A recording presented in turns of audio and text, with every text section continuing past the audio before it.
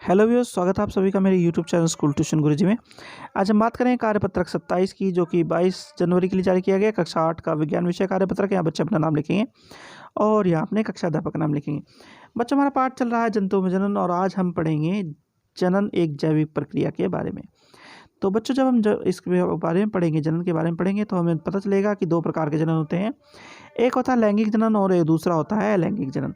लैंगिक जनन वह जनन होता है जहाँ पे नर और मादा दो लोगों की आवश्यकता होती है और दोनों से कुछ चीज़ें मिलती हैं, और उसी के कारण जो एक जीव की उत्पत्ति होती है वह कहलाता है लैंगिक जनन। और दूसरा है अलैंगिक जनन, जिसमें एकल जीव या एक ही जीव से नए जीव की उत्पत्ति होती है। बच्चों, अब आगे ये कहता है कि जैसा कि हमें पता है कि नर और मादा जननांग अलग अलग होते हैं फूल और पुष्प में। इनके मिलने पर जो नई चीज बनती है वो कहलाता है नया जीव। बच्चों, अब नर युग्मक और मादा युग्मक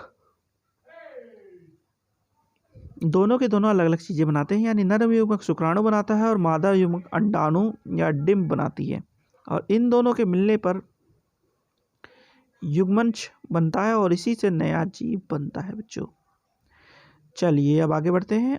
अब जरा कोशिश करते हैं समझने की मनुष्य में लैंगिक जनन के बारे में।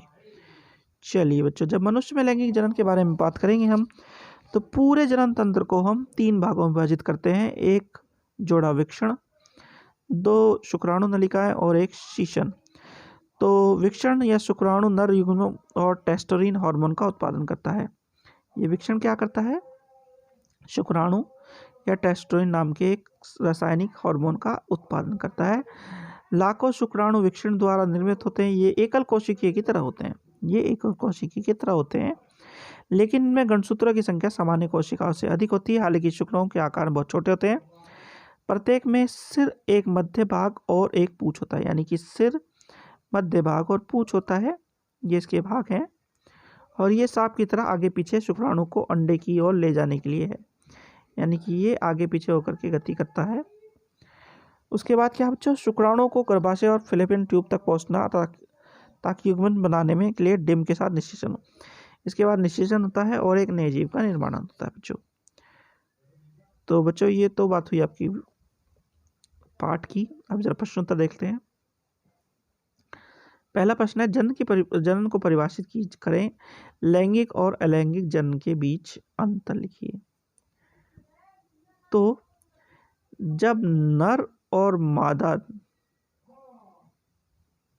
दोनों के दोनों जनांग से कुछ चीजें प्राप्त होती हैं और एक नए जीव का उत्पादन होता है, तो ये कहलाता है बच्चों जनन। और जब नर और मादा दोनों से कुछ चीजें प्राप्त होती हैं तो ऐसा जनन कहलाता है लैंगिक जनन।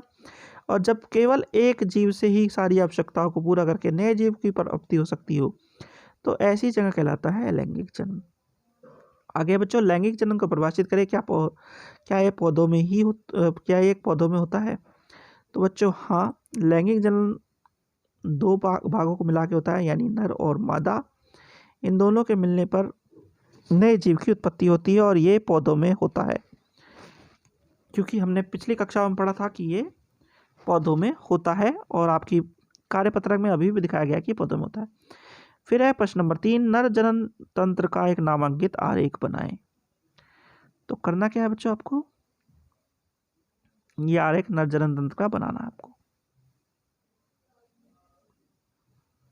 प्रश्न नंबर 4 है, नर युग्मक का क्या नाम है, इसका निर्माण कहाँ होता है? तो नर युग्मक का नाम शुक्राणु है, इसका निर्माण विक्षण होता है। चलिए बच्चों, अगला प्रश्न देखते हैं। प्रश्न नंबर 5, दिए गए कथन में सही गलत लिखिए। शुक्राणु एक एकल कोशिका नहीं है, तो ये गलत है बच्चों, ये एकल कोशिका की तरह है। और फिर है, विक्षण शुक्राणु और टेस्टोस्टेरोन हार्मोन का उत्पादन करता है, तो ये सही है।